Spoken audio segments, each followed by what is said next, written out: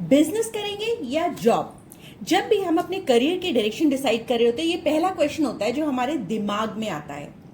लगन चार्ट के अलावा D10 चार्ट बिजनेस या जॉब के लिए देखा जाता है।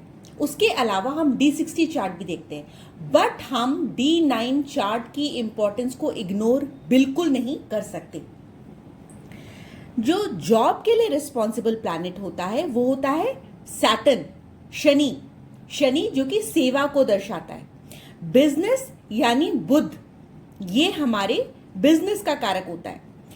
तो 6th हाउस से हम लोग जब भी D9 चार्ट को देखेंगे तो वहां पर ये जो भाव है यदि शुभ स्थिति में होगा तो हम अच्छे से जॉब परफॉर्म कर पाएंगे।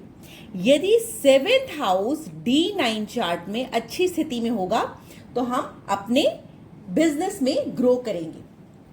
तो इस प्रकार से हम लोग चेक करते हैं। जो जॉब होता है उसमें ये वाला भाव जो होता है वो मलेफिक प्लैनेट से ग्रसित नहीं होना चाहिए।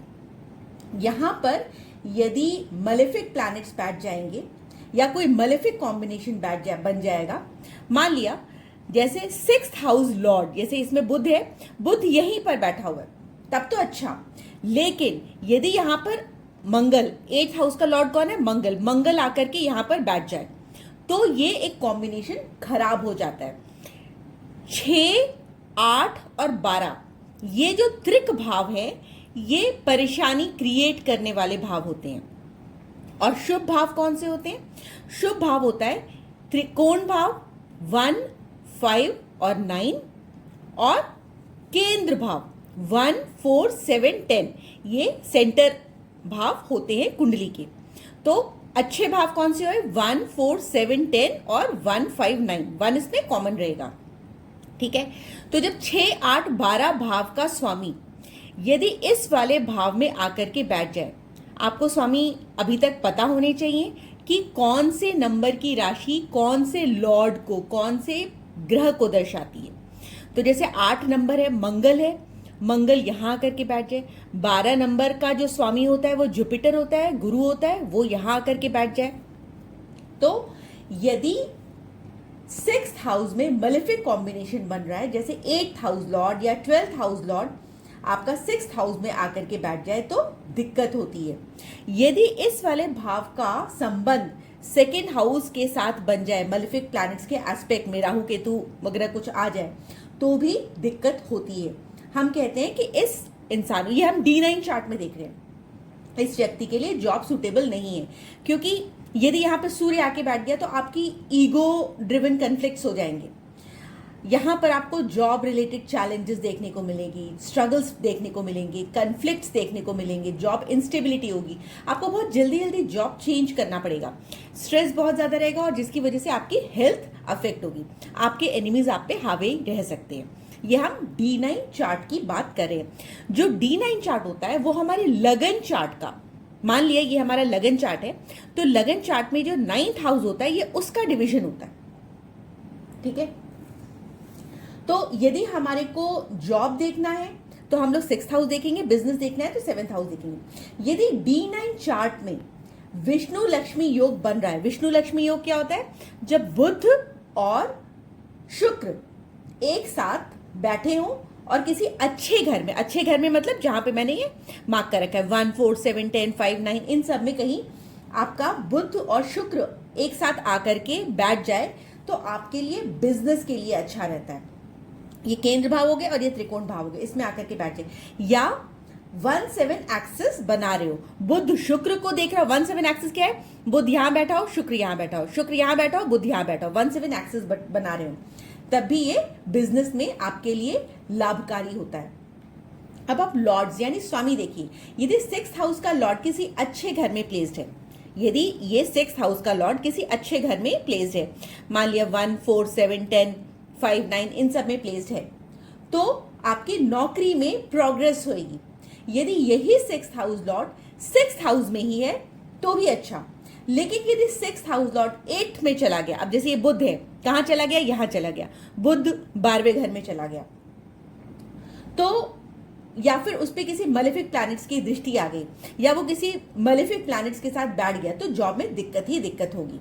सेम केस आप 7th हाउस यानी बिजनेस के लिए भी कह सकते हैं। यदि इस भाव का स्वामी 6, 8, 12 के साथ संबंध बना ले तो दिक्कत हो जाती है। यदि यहां पर कोई मलेफिक प्लैनेट बैठ जाए तब भी आपके व्यापार में लॉसेस हो जाते हैं। उस केसेस में हम आपको अलाइनमेंट्स करना पड़ता है, ठीक है। लेकिन यदि 7th हाउस लॉर्ड अच्छे ग्रहों से दृष्ट है, यदि इसके ऊपर शुभ ग्रहों की दृष्टि है, जैसे बुध की हो गई, शुक्र की हो गई, गुरु की हो गई, तो आपको व्यापार में लाभ होगा। घर या घर के स्वामी के बेसिक्स को क्लियर कर लिए। जो लोग बेसिक नॉलेज रखते हैं, जिनको एस्ट्रोलॉजी का बहुत डीप ज्ञान नहीं है, गहरा ज्ञान नहीं है, तो वो लोग D9 चार्ट में मरकरी की पोजीशंस को देखिए। अब मान लिया ये आपका D9 चार्ट है, यहां पर आप मरकरी की पोजीशन देखिए, ठीक है। वीनस जो होता है, शुक्र जो होता है, वो वेल्थ का कारक होता है, धन देने का कारक होता है। तो यदि बुध और शुक्र, ये हमारा बिजनेस का D9 चार्ट है, यदि बुध यहां बैठ गया, शुक्र यहां बैठ गया, 1, 5, 9 में इनका रिलेशन बन गया, 1, 5, 9 में रिश्ता बन गया, या 1, 7 एक्सेस में बन गया, तो व्यापार में आपको प्रॉमिस्ड कॉम्बिनेशन में मतलब फायदा ही फायदा होगा, ठीक है। मरकरी से यदि मान लिया आपका मरकरी यहां पर बैठा हुआ है और यहां पे वीनस आ गया, तो भी आपको व्यापार में फायदा होगा। यदि 6th हाउस में बुध बैठ जाए और यहां पे 7th हाउस में मरकरी बैठ जाए, मतलब बुध से अगले खाने में आपका शुक्र बैठ जाए, तो आपको व्यापार में बहुत फायदा होता है। तो जो बुध है वो व्यापारी है, जो नौकरी है, जो सेवा है, वो शनि है। बृहद पराशर होरा शास्त्र में प्लैनेट्स के गुण और वर्ण पर बहुत सारी चीजें बताई गई हैं। जैसे बुध जो होता है वो बिजनेसमैन है, वो मर्चेंट है, वो वैश्य है, व्यापारी है, ठीक है। और शनि जो है वो शूद्र वर्ण को बिलोंग करता है, तो वो सेवक के फॉर्म में अच्छा काम करेगा। यदि व्यक्ति जॉब में कितना भी टैलेंटेड हो, कितना भी इंटेलिजेंट हो, जीनियस हो, लेकिन सैटर्न की स्थिति पर ही उसकी जॉब डिसाइड होगी कि वो जॉब में अच्छा करेगा या फिर उसका मरकरी अच्छा है तो वो बिजनेस में अच्छा परफॉर्म करेगा। सैटर्न जब वीनस के साथ 1, 5, 9 का कॉम्बिनेशन बनाता है तो आपको फायदा होता है, ठीक है। तो इस प्रकार से हम लोग देखते हैं। जो D9 चार्ट है वो 9th हाउस की सर्जरी है। मरकरी वीनस ट्राइन में आ गए तो आपकी व्यापारिक गतिविधियों में आपको बहुत फायदा हो गया। ट्राइन क्या होता है? 1, 2, 3, 4, 5, 1 से लेकर 5 से यहां से 5 गिनिए, 1, 2, 3, 4, 5, तो 1, 5, 9 ये जो ट्राइन हाउसेस होते हैं। तो इस प्रकार से आप देख सकते हैं।